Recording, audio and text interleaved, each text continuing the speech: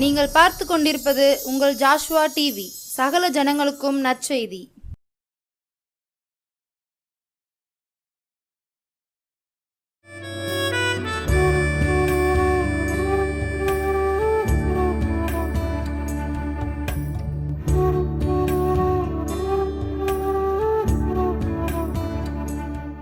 ஆண்டவராகிய இயேசு கிறிஸ்துவின் நாமத்தினாலே ஜாஷ்வா டிவி நேயர்கள் அனைவருக்கும் அன்பின் சமாதான வாழ்த்துக்களை தெரிவித்துக் கொள்கிறேன்.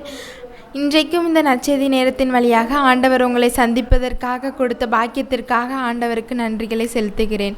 இப்பொழுது ஆண்டவருடைய வார்த்தையை தியானிக்கிறதற்கு முன்பாக சற்று நேரம் நம்ம கண்களை மூடி ஜெபிப்போமா? அன்பின் பரலோக பிதாவே, இந்த நேரத்தை தந்ததுக்காக உமக்கு நன்றி செலுத்துகிறோம் அப்பா.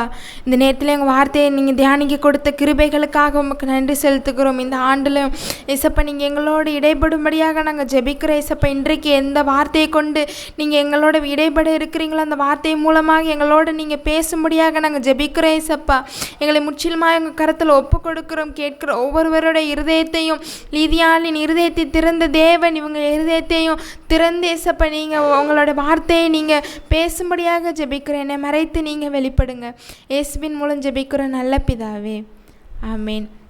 இன்றைக்கும் நம்ம தியானிக்கும்படியாக தெரிந்து கொண்ட வேத வசனம் சங்கீதம் 34 அதன் 8ஆம் வசனம்.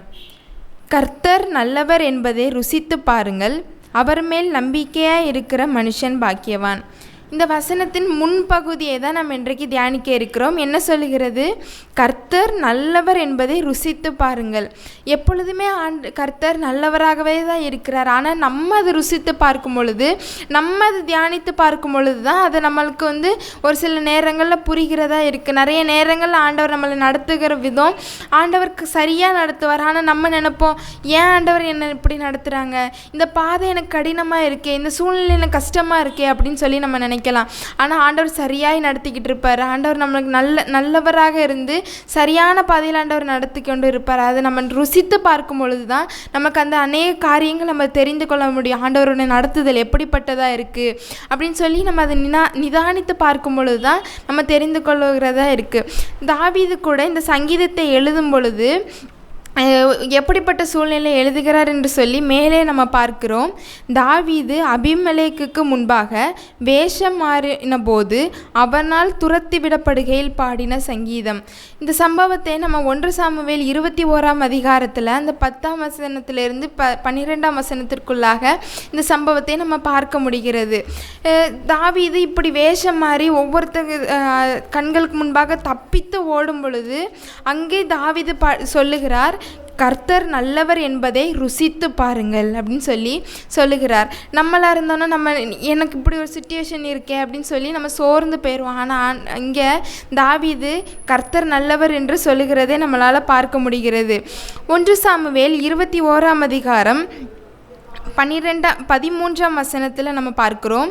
அவர்கள் கண்களுக்கு முன்பாக தன் முகநாடியை வேறுபடுத்தி அவர்களிடத்தில் பித்தங்கொண்டவன் போல காண்பித்து வாசற்கதவுகளிலே கீறி கொண்டிருந்து தன் வாயிலிருந்து நுரையை தன் தாடியில் விழப்பண்ணி கொண்டிருந்தான்.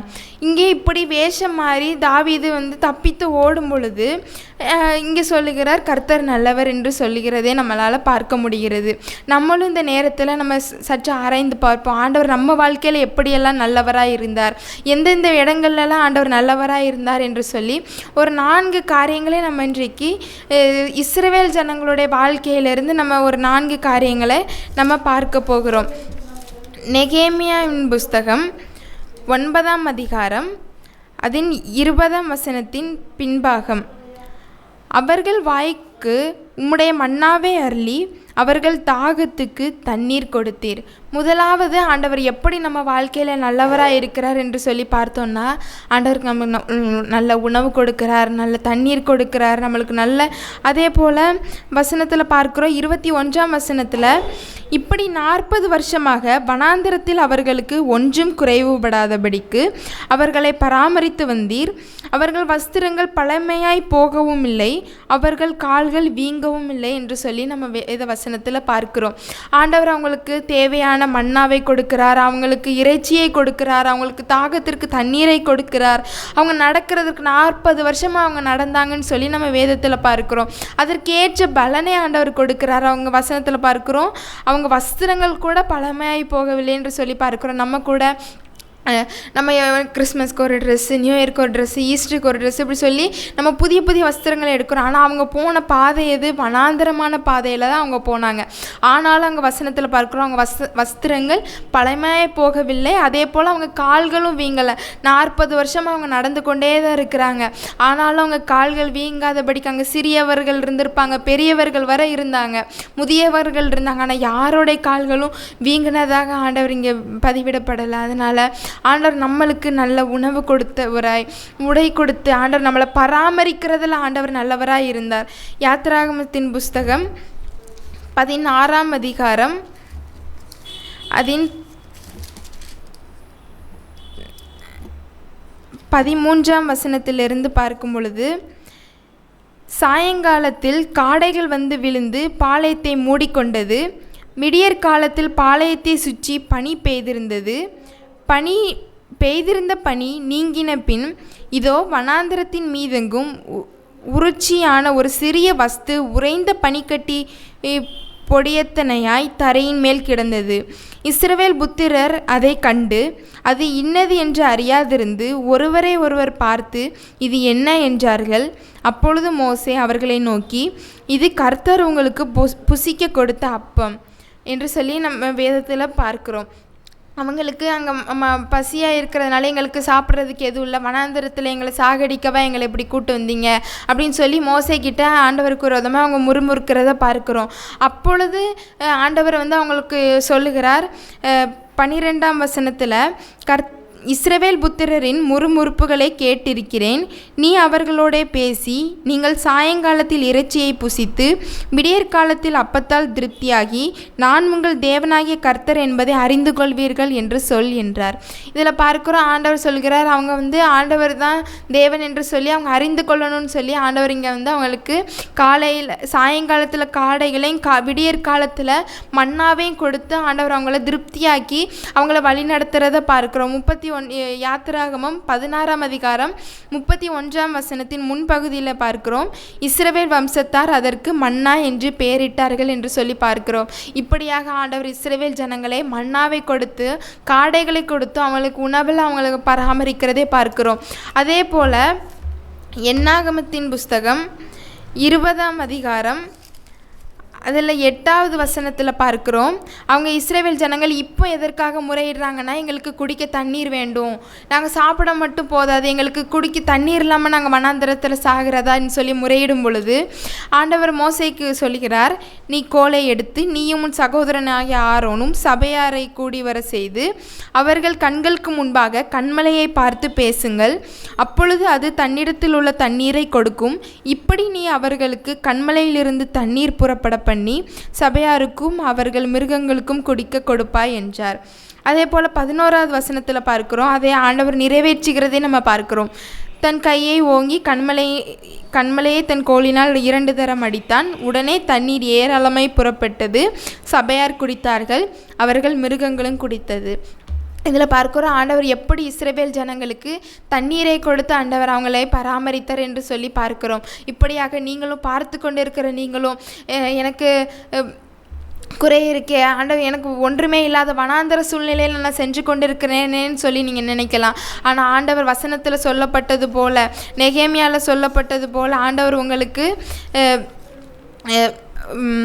நல்ல உடைகளையும், ஆண்டவர் வஸ்திரங்கள் பழமையாக போகவில்லை, அவர்கள் பாதங்கள் வீங்கவும் இல்லை என்று சொன்ன வசனத்தின்படி ஆண்டவர் உங்களையும் ஆண்டவர் நடத்த உண்மை உள்ளவராக இருக்கிறார்.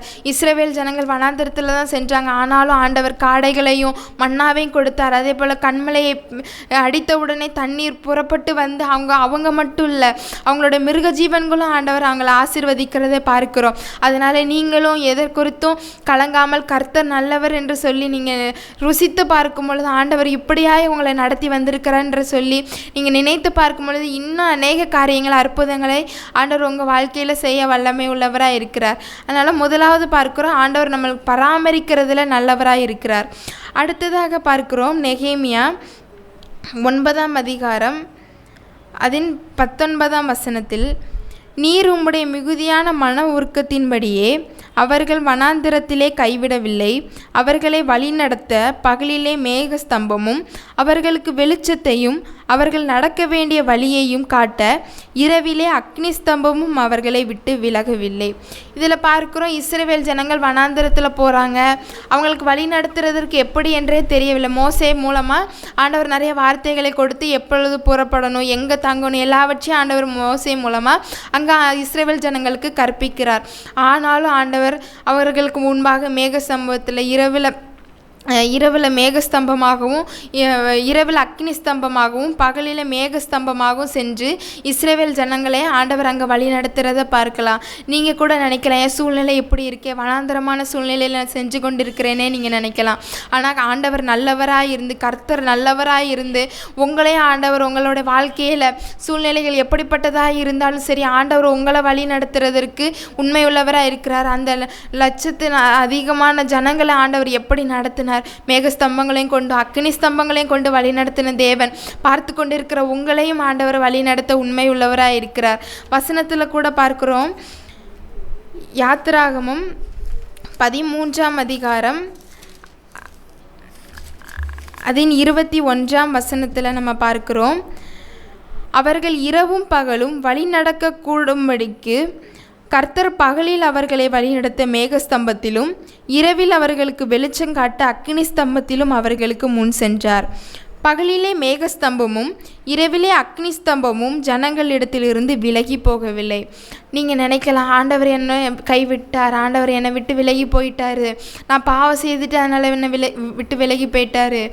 நீங்கள் உங்கள் சூழ்நிலைகளை பார்த்து நீங்கள் ஆண்டவர் உங்களை விட்டு விலகி போயிட்டார் நீங்கள் நினைக்கலாம். ஆனால் ஆண்டவர் இங்கே சொல்லுகிறார், இஸ்ரவேல் ஜனங்களை எப்படி ஆண்டவர் பகலிலே மேகஸ்தம்பமாகவும் இரவில் அக்கினி ஸ்தம்பமாகவும் இருந்து வழி நடத்தினாரோ அதே தேவன் உங்களே ஆண்டவர் வழி நடத்த உண்மையுள்ளவராக இருக்கிறார். எப்படி அவங்களுக்கு பாதுகாப்பில் ஆண்டவர் வழி நடத்தினாரோ அதே போல் கற்பனைகளையும் கட்டளைகளையும் கொடுத்து நித்திய ஜீவனுக்கு நேராகவும் ஆண்டவர் அவங்களை வழி நடத்துகிறதை பார்க்க முடிகிறது. மோசே மூலமாய் சீனாய் மலையில் ஆண்டவர் 10 கற்பனைகளை கொடுக்கிறார். அதை யாத்திராகமம் 20ஆம் அதிகாரம் 1ஆம் வசனத்திலிருந்து 17ஆம் வசனம் வரைக்கும் நம்ம பார்க்கிறோம். ஆண்டவர் அங்கே 10 கற்பனைகளை கொடுக்கிறார். அவங்க எப்படி நடக்கணும், எது சரி எது தவறு என்று சொல்லி ஆண்டவர் இங்கே போதிக்கிறதை அவங்களுக்கு கற்றுக் கொடுத்து ஆண்டவர் அவங்களை நடத்துகிறதை பார்க்கிறோம். நெகேமியா 9ஆம் அதிகாரம் அதன் 13ஆம் வசனத்தில் இப்படி தெளிவாக போடப்பட்டிருக்கிறது, நீர் சீனாய் மலையில் இறங்கி வானத்திலிருந்து அவர்களோட பேசி அவர்களுக்கு செம்மையான நீதி நியாயங்களையும் நல்ல கட்டளைகளையும் கற்பனைகளுமாகிய உண்மையான பிரமாணங்களையும் கொடுத்தீர். பார்த்து கொண்டிருக்கிற வாலிபர்களே, நீங்கள் கூட உங்களுக்கு எது நல்லது எது சரியா, நான் போகிற பாதை சரியா தவறா என்று சொல்லி நீங்கள் கலங்கலாம். ஆனால் வசனத்தில் பார்க்குறோம், ஆண்டவர் அவங்களுக்கு நல்ல கட்டளைகளும் கற்பனைகளுமாக உண்மையான பிரமாணங்களை கொடுக்கிறவராக இருக்கிறார். நம்மளுக்கு நிறைய நேரங்களில் நண்பர்கள் தவறான சூழ்நிலைகளை நம்மளை வழி நடத்த அவங்க கூடுமானதாக இருக்கிறது. நண்பர்கள் சில நேரங்களில் நம்மளை தவறாக வழி நடத்துவாங்க. நம்மளுக்கு ஒரு சில இடங்களில் நல்ல ஆலோசனைகள் கிடைக்காது. ஆனால் வேதத்தில் ஆண்டவர் இப்படி தான் நடக்க வேண்டும் என்று சொல்லி அநேக கற்பனைகளையும் கட்டளைகளை ஆண்டவர் நம்மளுக்கு கொடுத்திருக்கிறார். அதை கேட்டு ஆண்டவர் நம்மளே நித்திய ஜீவனுக்கு நேராக ஆண்டவர் நடத்துகிறதிலே ஆண்டவர் நல்லவராக இருக்கிறார். எப்படி இந்த உலக பிரகாரமான பாதுகாப்பில் ஆண்டவர் நம்மளை வழி நடத்துகிறாரோ அதே போல் ஆண்டவர் நம்மளுக்கு நித்திய ஜீவனுக்கு நேராக நடத்துவதிலும் ஆண்டவர் நல்லவராகவே இருக்கிறார். முதலாவது பார்த்தோம், ஆண்டவர் நம்மளை பராமரிக்கிறதுல நல்லவராக இருக்கிறார் என்று சொல்லி பார்த்தோம். ரெண்டாவதாக பார்த்தோம், ஆண்டவர் நம்மளை வழி நடத்துகிறதுல நல்லவராக இருக்கிறார். மூன்றாவதாக ஆண்டவர் ஆசீர்வாதங்களை தருவதில் நல்லவராக இருக்கிறார்.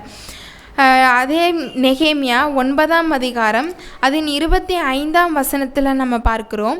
அவர்கள் அரணான பட்டணங்களையும் செழுமையான பூமியையும் கட்டிக்கொண்டு சகலவித உடைமைகள் நிறைந்த வீடுகளையும் வெட்டப்பட்ட துறவுகளையும் ஏராளமான திராட்சை தோட்டங்களையும் ஒலிவத்தோப்புகளையும் கனி கொடுக்கும் விருட்சங்களையும் சுதந்தரித்து கொண்டு புசித்து திருப்தியாகி கொழுத்து உம்முடைய பெரிய தயையினால் செல்வமாய் வாழ்ந்தார்கள். இந்த வசனத்தில் பார்க்குறோம், இஸ்ரவேல் ஜனங்கள் வனாந்திரத்தில் நடந்த ஜனங்கள் தான். ஆண்டவர் அவங்கள கானான் தேசத்தின் 7 ஜாதிகளையும் துரத்தி ஆண்டவர் அவங்களை எப்படி வாழ வைத்தார் என்று சொல்லி பார்க்கிறோம். உம்முடைய பெரிய தயையினால் செல்வமாய் வாழ்ந்தார்கள் என்று சொல்லி பார்க்கிறோம். ஆண்டவர் ஆண்டவர் இப்படி இஸ்ரவேல் ஜனங்களை மட்டுமா, ஆண்டவர் அவரோட இரத்தத்தினால கழுவப்பட்ட எல்லாரும் அவருடைய ஜனமாக இருக்கிறோம். நம்ம எல்லாரையும் ஒரு திறத்தராக ஆண்டவர் சிலுவையில் ரத்தம் சிந்தி ஆண்டவர் நம்மளை சம்பாதித்திருக்கிறார். அதனால் நீங்களும் ஆண்டவர் என்ன ஆசீர்வதிப்பாரா, நான் இப்படி ஆண்டவருக்கு விரோதமாக செய்திருக்கிறேனே, இல்லை நான் ஆண்டவரை மறந்து போய் வாழ்ந்து கொண்டிருக்கிறேனே, இல்லை ஆண்டவரை பற்றி நான் அறியாமல் இருக்கிறேனே, இயேசுவை பற்றி நான் அறியாமல் இருக்கிறேனே நீங்கள் நினைக்கலாம். ஆனால் ஆண்டவர் உங்களையும் ஆண்டவர் ஆசீர்வதித்து ஆண்டவர் உங்கள் வாழ்க்கையில் ஆண்டவர் நல்லவராக இருக்க விரும்புகிறார். அதனால் நீங்கள் செய்ய வேண்டிய ஒரே காரியம், ஆண்டவரை உங்கள் சொந்த இரட்சகராக உங்கள் இருதயத்தில் ஏற்றுக்கொள்ளும் பொழுது ஆண்டவர் உங்களுக்கும் ஆண்டவர் நல்லவராக இருப்பார். அதை நீங்கள் ருசித்து பார்க்க ஆண்டவர் இந்த ஆண்டில் உங்களுக்கு கிருபை செய்ய உண்மை உள்ளவராக இருக்கிறார். நீதிமொழிகள் 28ஆம் அதிகாரம் அதன் 20ஆம் வசனத்தில் பார்க்கிறோம், உண்மையுள்ள மனுஷன் பரிபூரண ஆசீர்வாதங்களை பெறுவான் என்று சொல்லி பார்க்கிறோம். அதனால் நீங்களும் உண்மையாக இருக்கும் பொழுது உங்களுடைய வேலைகளில் நான் உண்மையாக இருக்கிறேன், நான் கஷ்டப்பட்டு உழைக்கிறேன், ஆனால் எனக்கு ஆசீர்வாதமே இல்லையேன்னு சொல்லி நீங்கள் ஏங்கலாம். ஆனால் வசனத்தில் பார்க்குறோம், உண்மையுள்ள மனுஷன் பரிபூரண ஆசீர்வாதங்களை பெறுவான் என்று சொல்லி பார்க்கிறோம். அதனால் நீங்களும் இந்த வசனத்தை பிடித்து நீங்கள் ஜெபிக்கும் பொழுது ஆண்டவர் உங்களுக்கு பரிபூரண ஆசீர்வாதங்களை கொடுப்பார். அதே போல் கர்த்தரின் ஆசீர்வாதம் தான் நம்மளுக்கு ஐஸ்வர்யத்தை தரும். அதனால் நீங்களும் ஆண்டவரை எனக்கு ஆண்டவர் ஆசீர்வாதத்தில் எனக்கு நல்லவராக இருந்தார் என்று சொல்லி நீங்கள் நன்றி செலுத்தும் பொழுது ஆண்டவர் உங்களுக்கு இன்னும் அநேக ஆசீர்வாதங்களை கொடுக்க ஆண்டவர் உண்மை உள்ளவராக இருக்கிறார். கடைசியாக முதலாவது பார்த்தோம், ஆண்டவர் பராமரிக்கிறதுல நல்லவராக இருந்தார். 2ஆவதாக ஆண்டவர் வழி நடத்துறதுல நல்லவராக இருந்தார். 3ஆவதாக ஆசீர்வாதங்களை தருவதில் ஆண்டவர் நல்லவராக இருந்தார். கடைசியாக ஆண்டவர் மன்னிக்கிறதுல நல்லவராக இருக்கிறார் என்று சொல்லி நம்ம பார்க்க இருக்கிறோம். நெகேமியா 9ஆம் அதிகாரம் அதன் 18ஆம் வசனத்தில் பார்க்கிறோம், அவர்கள் வார்ப்பிக்கப்பட்ட ஒரு கன்றுக்குட்டியை தங்களுக்கு உண்டாக்கி இது உன்னை எகிப்திலிருந்து கொண்டு வந்த உன் தெய்வம் என்று சொல்லி கோபம் மூட்டத்தக்க பெரிய அக்கிரமங்களை செய்திருந்தாலும் நீர் உம்முடைய மிகுந்த மன உருக்கத்தின்படியே அவர்கள் வனாந்தரத்திலே கைவிடவில்லை. அவர்கள் வழிநடத்த மேகஸ்தம்பத்திலும் பகலிலே மேகஸ்தம்பமும் அவர்களுக்கு வெளிச்சத்தையும் அவர்கள் நடக்க வேண்டிய வழியையும் காட்ட இரவிலே அக்னி ஸ்தம்பமும் அவர்களை விட்டு விலகவும் இல்லை என்று சொல்லி இந்த வசனத்தில் நம்ம பார்க்கிறோம். அதற்கு முன்பாக 17ஆம் வசனத்தில் ஒரு பார்க்கிறோம், பின்பகுதியில் ஆகிலும் வெகுவாய் மன்னிக்கிறவரும் இரக்கமும் மன உருக்கமும் நீடிய சாந்தமும் மகா கிருபையும் உள்ளவருமாகிய தேவனாகிய நீர் அவர்களை கைவிடவில்லை. இதில் 2 காரியங்களை பார்க்கிறோம். அவங்க என்ன செய்கிறாங்க, ஆண்டவர் அவங்களுக்கு அவ்வளோ அற்புதங்களை செய்திருந்தாலும் அவங்க செவி கொடுக்க மனதில்லாமல் அவங்க ஆண்டவருடைய அற்புதங்களையும் அடையாளங்களையும் நினையாமல் இருக்கிறத நம்ம பார்க்கிறோம். அதே போல் ஆனால் ஆண்டவர் அந்த இடத்துல அவர்களை மன்னித்து ஆண்டவர் அவங்கள வழி நடத்துகிறவராக இருக்கிறார். ஆண்டவர் இங்கே மன்னிக்கிறதுல உண்மை நல்லவராக இருக்கிறத நம்ம பார்க்கிறோம். யாத்திராகமம் 32ஆம் அதிகாரம் 9ஆம் வசனத்தில் பார்க்கிறோம், ஆண்டவர் இவங்களை குறித்து இஸ்ரவேல் ஜனங்களை சொல்லுகிறார், அவங்க வணங்கா கழுத்துள்ள ஜனம் என்று சொல்லுகிறதே நம்ம பார்க்கிறோம். நீங்களும் பாவத்தில் நான் விழுந்து போயிட்டேனே பார்க்கிற வாலிபர்களே, நீங்கள் நினைக்கலாம் நான் ஆண்டவருக்கு விரோதமாக பாவங்களை செய்து கொண்டு இருக்கிறேனேன்னு சொல்லி நீங்கள் நினைக்கலாம்.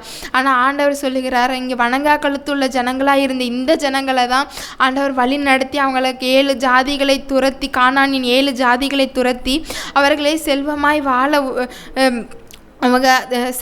வாழ்ந்தார்கள் என்று சொல்லி நம்ம பார்க்கிறோம். அதனால் நீங்களும் ஆண்டவர் சமூகத்தில் இப்போ ஒப்பு கொடுக்கும் பொழுது ஆண்டவர் உங்கள் வாழ்க்கையிலே நல்லவராக இருந்து இந்த காரியங்கள் ஆண்டவர் நல்லவர் என்பதை ருசித்து பார்க்க ஆண்டவர் உங்களுக்கு செய்ய உண்மை உள்ளவராக இருக்கிறார். அதனால் கண்களை மூடி ஜெபிப்போமா. ஆண்டவரே, இந்த நேரத்திலையும் கூட ஏசப்பா உங்கள் வார்த்தைகளை நாங்கள் தியானித்திருக்கிறோம். நீங்கள் நல்லவர் என்பதை நாங்கள் ருசித்து பார்க்க எங்களுக்கு இந்த ஆண்டில் நீங்கள் கிருபைகளை கொடுக்கும்படியாக நாங்கள் ஜெபிக்கிறோம் ஏசப்பா. நீங்கள் எங்களை பராமரிக்கிறதுல நல்லவர், நீங்கள் எங்களை வழி நடத்துகிறதுல நல்லவராயிருக்கிறீர், நீங்கள் எங்களை ஆசீர்வதிக்கிற நல்லவராயிருக்கிறீர், நீங்கள் எங்களை மன்னிக்கிறதுல நல்லவராயிருக்கிறீர் என்று சொல்லி நாங்கள் பார்த்தோமே அப்பா. அதே போல் எங்கள் வாழ்க்கையில் நீங்கள் இந்த ஆண்டில் இந்த காரியங்களை எங்களை வழி நடத்துறதுல, எங்களை பராமரிக்கிறதுல, எங்களை மன்னிக்கிறதுலையும், எங்களை ஆசீர்வதிக்கிறவர்களையும் நல்லவராய் இருக்கும்படியாக நாங்கள் உங்கள் சமூகத்தில் கேட்குற ஏசப்பா. பார்க்குற ஒவ்வொருவருக்கும் யாரெல்லாம் வியாதியோடு பார்த்து கொண்டு இருக்கிறாங்களோ அவங்க வியாதிகள் எல்லாவற்றையும் சுகமாகி அவங்க சுகித்து இருக்க நீங்கள் கிருபை கொடுக்கும்படியாக நாங்கள் ஜெபிக்கிற ஏசப்பா. அவங்க ஆசீர்வாத தடைகள் எல்லாவற்றையும் தேவன் உடைத்தெறிந்து அவர்களை மென்மேலும் ஆசீர்வதிக்கும்படியாக நாங்கள் ஜெபிக்கிறோம். இந்த 2026ஆம் ஆண்டு அவங்க நீங்கள் நல்லவர் என்பதை ஒவ்வொரு நிமிடமும் அவங்க ருசித்து பார்க்க நீங்கள் கிருபை கொடுக்கும்படியாக ஜெபிக்கிறோம். உங்கள் கரத்தில் எல்லாரையும் தாழ்த்தி ஒப்பு கொடுக்கிறோம். இயேசுவின் மூலம் ஜெபிக்கிறோம் நல்ல பிதாவே, ஆமேன்.